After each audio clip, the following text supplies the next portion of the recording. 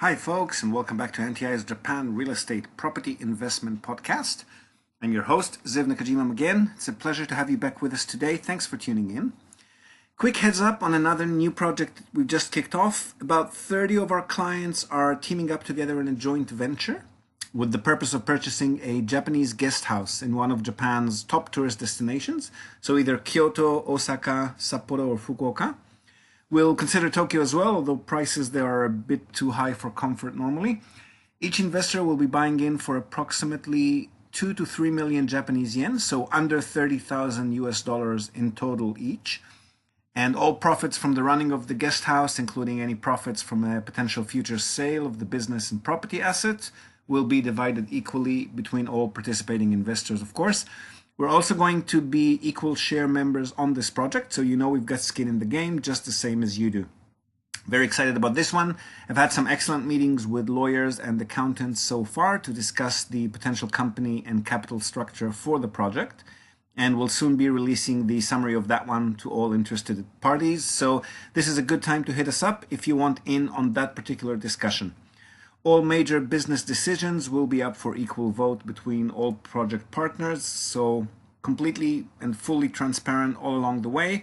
And your best chance of owning a piece of Japan's huge uptick in tourism ahead of the Tokyo 2020 Olympics, the Osaka 2025 World Expo, and so forth.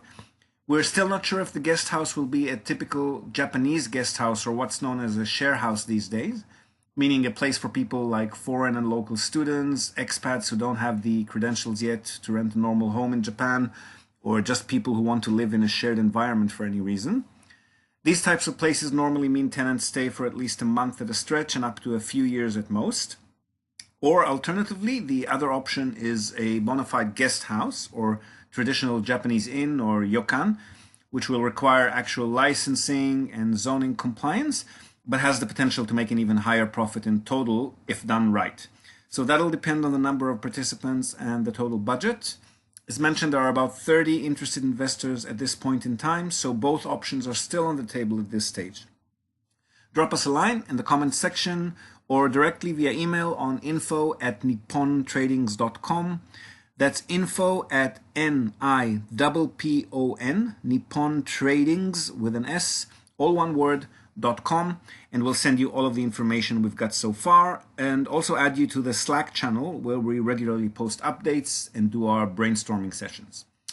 Okay, so to the topic at hand today, we are going to discuss something that's probably a bit ouch for most investors, the most painful topic for any property investor really anywhere in the world, aside from maybe squatters and forced evictions, but we don't really have too many of those here in Japan. Vacancies we do have, though, in some cities more than others, which is only to be expected considering the smaller townships in Japan are decreasing in population, as we've mentioned here in the past on several occasions. Now, we normally would not recommend purchasing in any city that doesn't have a stable population and economy, but extended vacancies unfortunately can happen in any city, barring the most central of locations, and super central locations are normally expensive and low on yields, so we need to know our options if and when a difficult vacancy occurs in any of our properties, regardless of location. So here's the situation. You've purchased a property for a reasonable price and in a reasonable location, maybe even tenanted, but at some point your tenant either moved out for whatever reason, or in some rare cases might have even died in the property. We've covered these cases in a previous episode. Essentially, many of our tenants here in Japan are elderly widowers or never married individuals. It's just the way the demographics roll in this part of the world. So that does sometimes happen. So you've cleaned up, you've renovated the place, started advertising with similar rent conditions to what you've been receiving in the past. A few weeks or a few months pass and no one bites. There are either not enough views and clicks on your ad, or there are enough views and clicks, but no one is making any inquiries, or there are enough of all of the above, but for some other reason, no one is actually applying. So what can we do? Well, the first step is to understand why this is happening. Basically, it could be a combination of two factors. The first is just seasonal. So in Japan, the main moving period in which potential tenants are mostly looking for new places to live is between mid-January, just after the New Year's holiday period, to mid-April, which is when the academic year starts. Large companies are either recruiting new graduates and placing them in various positions around the country, or relocating existing employees based on the same recruitment of uni graduates that's just been done. That's not to say that the rest of the year isn't any good for populating vacant properties. You can still get that done for sure. But for one thing, you're going to have a few periods, mostly around the Golden Week holiday at the start of May, or Bon holiday in August, and of course the Christmas and New Year period, where people will simply not be planning to move in. Also, the colder the area is, the less people are likely to be moving during the colder months. In Sapporo City, for example, one of the biggest cities in Japan, where it snows sometimes from as early as September or October, anywhere between October and April is usually pretty dead as far as vacancies go, and most people only move around between May and September if they can help it. So in those colder areas especially, you really want to try and do what you can to populate a property as quickly as possible. Otherwise, you may be looking at a far longer extended vacancy. And while that's not a huge concern if you own the entire structure, such as an apartment block or a house, it would just mean reduced income in that case. But if you own individual units in co-owned blocks that are being managed by a building management company, you're going to have to keep paying building fees all throughout that period. So there are expenses involved as well. So what can you actually do? Well, the simplest and easiest solution that doesn't cost you anything out of pocket is, of course, to reduce the rent. That's always an option. Japan, as you probably know by now, if you've been listening to this podcast for a while, has been a deflationary environment between the early 90s and all the way up to 2012 or so, when the economy finally bottomed out and started slowly growing again. But this growth hasn't yet trickled down to salaries and rents, which means that in many cases, if your tenant has been in place for longer than a few years, they may have moved in and may have been paying rents that are simply no longer achievable. The rent you can get also depends on other vacancies in the area and also on new developments in the area. Obviously, if that location has been overdeveloped, which often happens to popular locations in any city, there may be quite a few newer and nicer properties available for lease at rents that are only slightly higher than what older properties are asking for. So the first step really is to do some rent research. See how many properties in the same location and similar size are available for lease at the moment, how old and how well renovated they are, what other features they have which your property may or may not have, and how much the asking rent is. That'll give you a rough idea on what you can reduce the rent to. Now, bear in mind that leases in Japan are typically for a minimum of 2 years, and most tenants tend to stay for an average of 4 to 5 years for singles, even longer for families. So do a quick rundown of the numbers and see how much in potential income you're going to be giving up over that longer term before you decide if you want to enter that race to the bottom type scenario, because it may be worth your while to consider some other alternatives over the long term, at least statistically. So sure, there's always a chance that your new tenant will move out after a year or two, but try to work on the assumption that they'll be there for an average of 4 years and see what the numbers look like. Other options aside from reducing the rent that may be preferable longer term, because rent really can't be renegotiated mid-lease in most cases, simply because it's not normally done here and your tenant will most likely move out if you try. So other options are, for example, to offer a bonus to the listing agency which is advertising the property and give them the permission to do with that bonus as they see fit. So you would normally specify a period of rental income that you're willing to sacrifice, say anywhere from 2 to 4 months, and let the agency either offer all or parts of that period bonus to increase their advertising via banners or through commission sharing with other agencies, or to offer 1 or 2 months of free rent to potential tenants who apply, or even to waive some of the move-in fees for those tenants, which can be quite steep in Japan. Now, this strategy still doesn't cost you anything up front, but if your tenant moves out mid-lease, it can end up costing you a fair chunk of that projected income and even put you at break-even.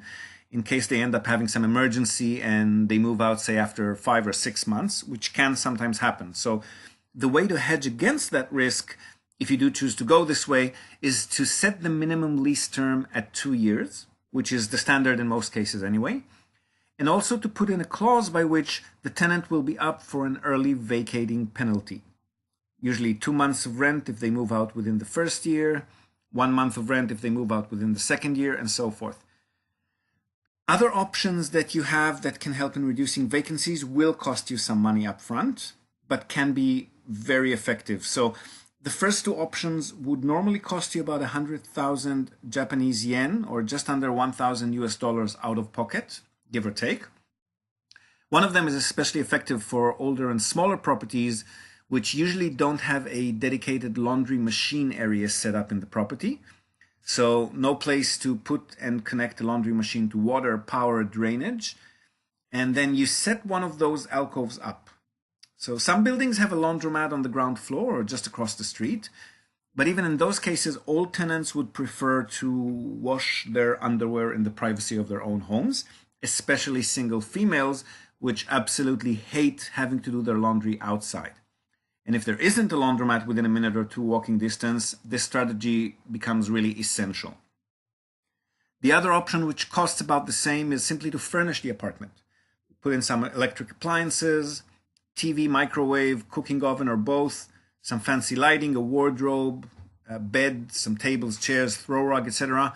And you'll immediately increase your appeal and gain access to a new tenant base, which for some reason cannot afford or do not want to start moving or shopping for new furniture once they move in.